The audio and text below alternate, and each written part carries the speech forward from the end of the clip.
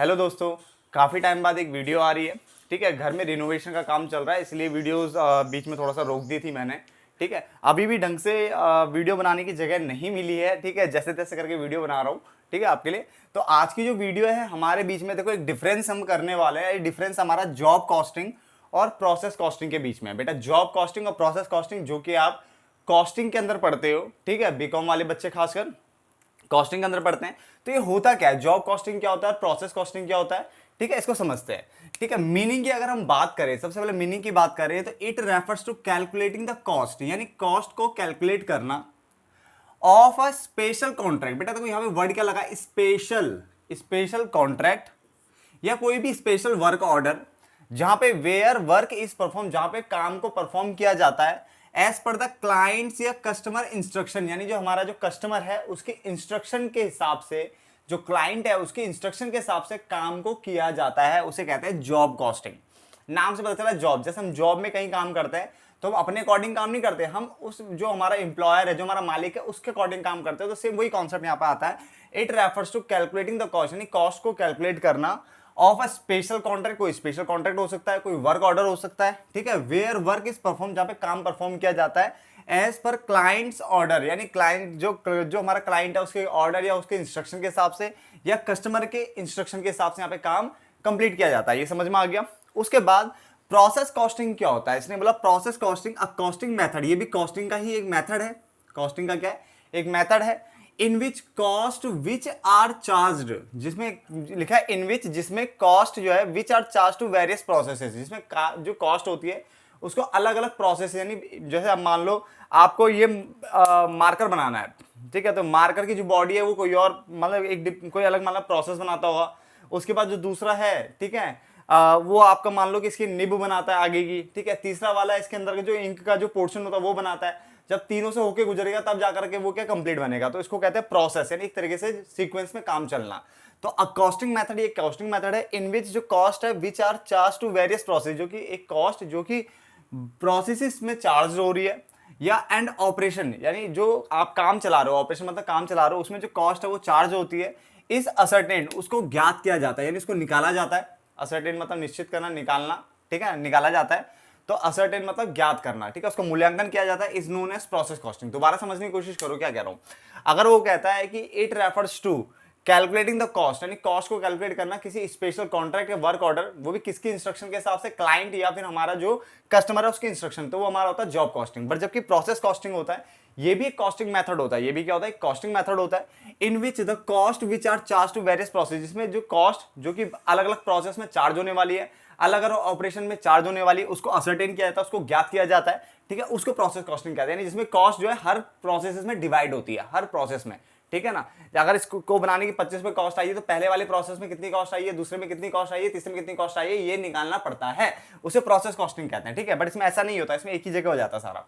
ठीक है, cost calculation की बात करें तो इसमें cost calculation is done based on job. यहाँ पे कॉस्ट कैलकुलेशन जो है जॉब के बेस्ड पे निकाली जाती है। किसके बेस पे निकाली जाती है, बेस्ड ऑन जॉब, जॉब के हिसाब से। बट यहाँ पे कॉस्ट कैलकुलेशन जो है बेस्ड होती है प्रोसेस के ऊपर। किसके ऊपर, प्रोसेस के ऊपर। क्लियर है।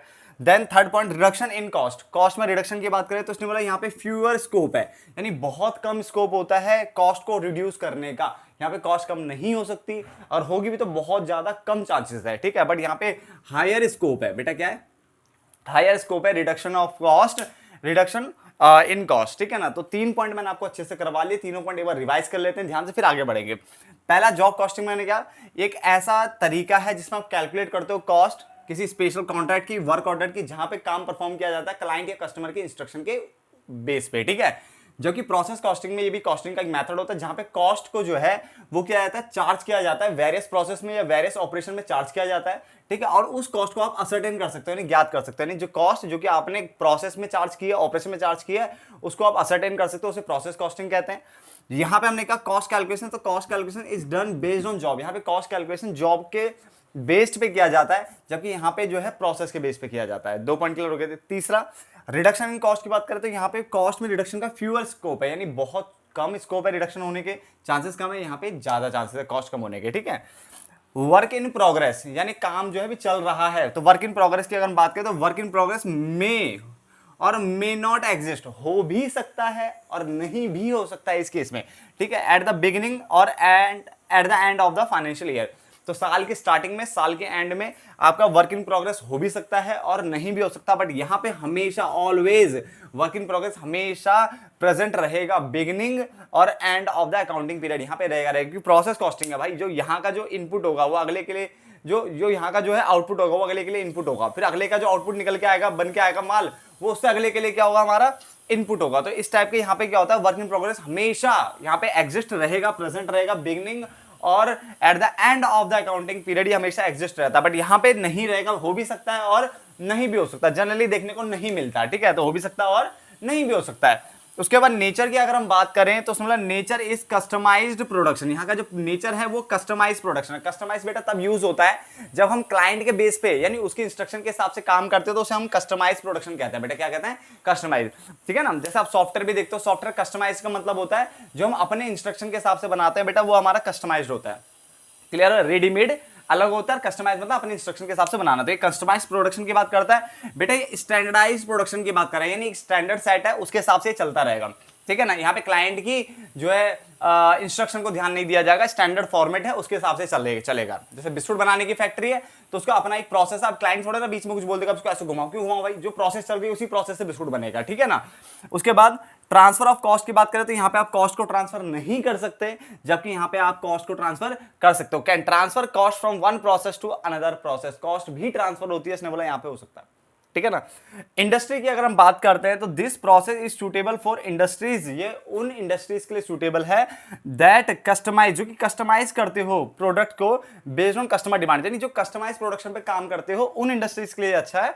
बट ये उन इंडस्ट्रीज के लिए अच्छा है जहां पे मास प्रोडक्शन होता हो। मास प्रोडक्शन का मतलब मीट मास नहीं है, मास प्रोडक्शन मतलब होता है जहां बड़े लेवल पे, बहुत बड़े ह्यूज लेवल पे, बहुत बड़े लेवल पे प्रोडक्शन होता हो, वहां पे प्रोसेस कॉस्टिंग का काम किया जाता है। बेटा किसका कहता है, प्रोसेस। अब प्रोसेस एक चीज के लिए तो लगाएंगे नहीं, जहां बहुत ज्यादा काम होता हो, बल्क में कुरकुरे बनते हो, बल्क में बिस्कुट बनते हो, इस टाइप की चीजें हो, वहीं पे जाके क्या होता है, प्रोसेस कॉस्टिंग लगाई जाती है, ठीक है ना। Then last one is losses की बात करें तो यहाँ पे लॉस को सेग्रीगेट नहीं कर सकते, इसने बोला लॉस सेग्रीगेट नहीं हो सकता, ठीक है, यहाँ पे लॉस सेग्रीगेट नहीं हो सकता बेटा, ठीक है। सेग्रीगेट मतलब बांटा नहीं जा सकता कि एक ही जगह का चीज है, एक ही जगह सब सारा खत्म हो जाएगा, ठीक है।